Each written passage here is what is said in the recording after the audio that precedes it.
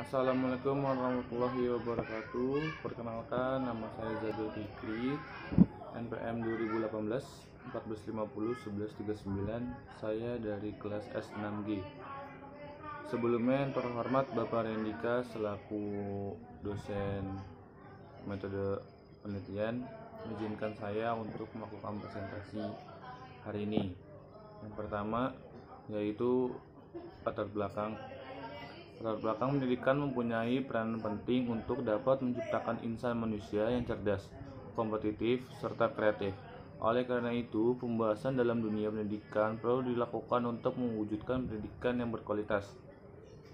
Untuk dapat mewujudkan pendidikan yang berkualitas, maka pengembangan pendidikan harus dilaksanakan dengan bersandar pada 4 pilar pendidikan sebagaimana yang telah direkomendasikan oleh UNESCO Marheni 2009, yaitu 1. Learning you know, yakni peserta didik mempelajari pengetahuan sesuai dengan jenjang pendidiknya. Yang kedua, learning to do, yakni peserta didik menggunakan pengetahuan untuk mengembangkan keterampilan.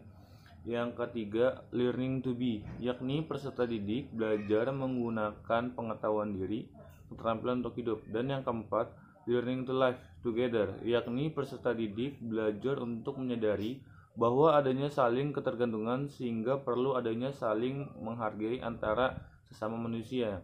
Selanjutnya, melalui 4 pilar tersebut, peserta didik diharapkan dapat tumbuh menjadi individu yang utuh, yang menyadari segala hak dan kewajiban serta menguasai ilmu dan teknologi untuk kelangsungan hidup, kelestarian lingkungan alam, tempat hidupnya.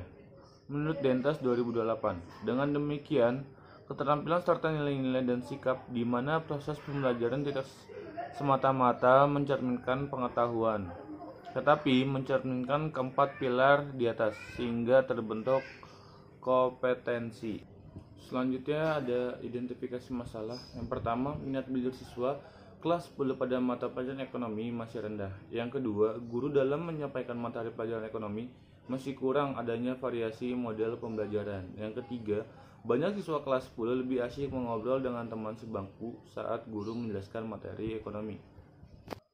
Berdasarkan latar belakang yang telah diuraikan, maka rumusan masalah dalam penelitian ini adalah efektifkah metode kooperatif dalam pembelajaran di SMK Batu 17. Tujuan penelitian pada penelitian ini berdasarkan rumusan masalah di atas.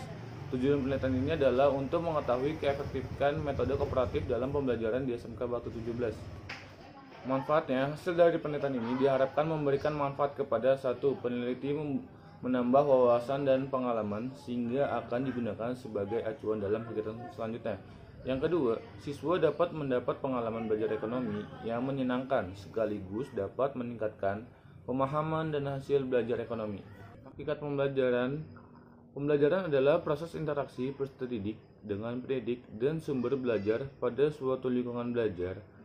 Pembelajaran merupakan bantuan yang diberikan pendidik agar dapat terjadi proses pemerolehan ilmu dan pengetahuan, penguasaan kemahiran dan tabiat, serta pembentukan sikap dan kepercayaannya pada peserta didik.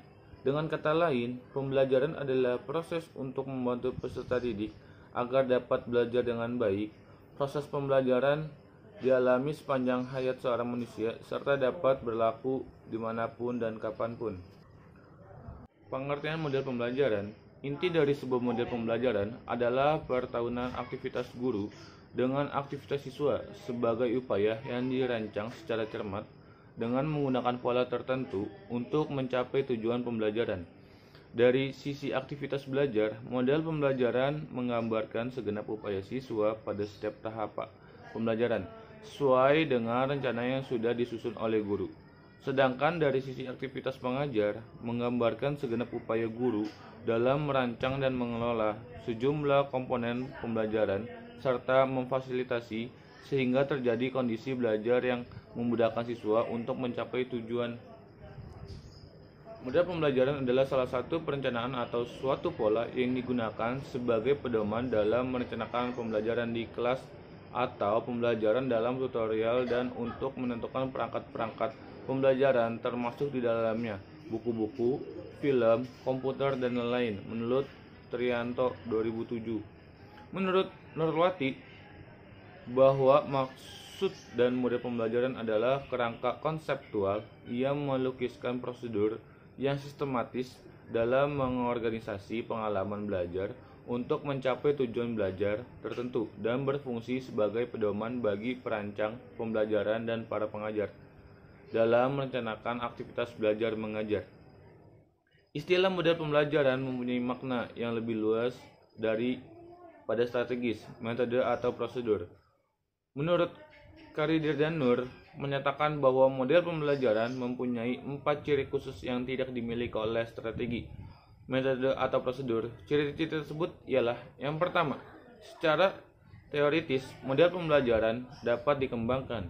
Yang kedua, landasan pemikiran untuk mencapai tujuan pembelajaran yang diharapkan. Yang ketiga, tingkah laku dalam mengajar supaya model tersebut dapat dilaksanakan dengan berhasil. Yang keempat, lingkungan belajar yang mendukung sehingga tujuan pembelajaran itu dapat tercapai. Pengertian model kooperatif, Lasmawan dalam DMT menyatakan belajar kooperatif adalah suatu model pembelajaran di mana siswa belajar dan bekerja dalam kelompok-kelompok kecil secara kolaboratif yang anggotanya terdiri dan 6 orang dengan struktur kelompok yang bersifat heterogen. Sedangkan menurut Slavin, cooperative learning mengandung pengertian sebagai suatu sikap atau perilaku bersama dalam bekerja membentuk di antar sesama dalam struktur kerjasama yang teratur dalam kelompok yang terdiri dari 2 orang atau lebih, di mana keberhasilan kerja sangat dipengaruhi oleh keterlibatan dari setiap individu dalam kelompok itu sendiri. Sehingga model pembelajaran kooperatif ini memandang keberhasilan dalam belajar bukan semata-mata harus diperoleh dari guru, melainkan bisa juga dari pihak yang terlibat dalam pembelajaran itu, yaitu teman sebaya. Bekerja dalam kelompok memberi banyak manfaat, di antaranya: yang satu, memberi tempat pada orang lain. 2, berada dalam kelompok. 3, melakukan hubungan mata. 4, belajar berbicara dengan berbisik. 5, memanggil siswa dengan namanya. 6, mengurangi rasa ingin mengalahkan. 7, belajar mengambil alih pembicaraan. 8, membentuk rasa berkelompok. 9, memberikan kesempatan pada orang lain untuk berbicara. Karakteristik pembelajaran kooperatif menurut Mulyadi, karakteristik pembelajaran kooperatif yaitu: 1, pembelajaran secara tim. 2, didasarkan pada manajemen kooperatif. 3, kemampuan untuk bekerja sama. 4, keterampilan bekerja sama. Metode penelitian, waktu dan tempat.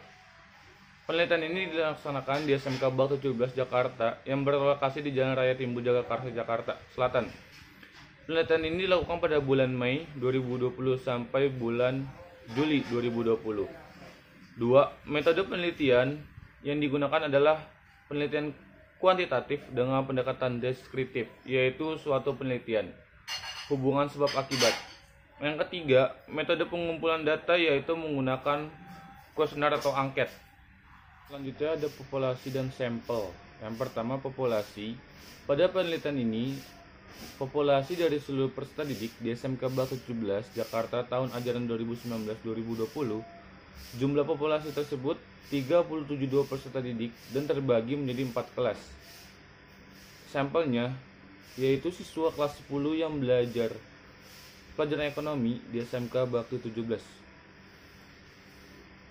Sekian dari presentasi saya, kurang lebihnya mohon maaf. Wabillahi taufiq wal hidayah. Wassalamualaikum warahmatullahi wabarakatuh.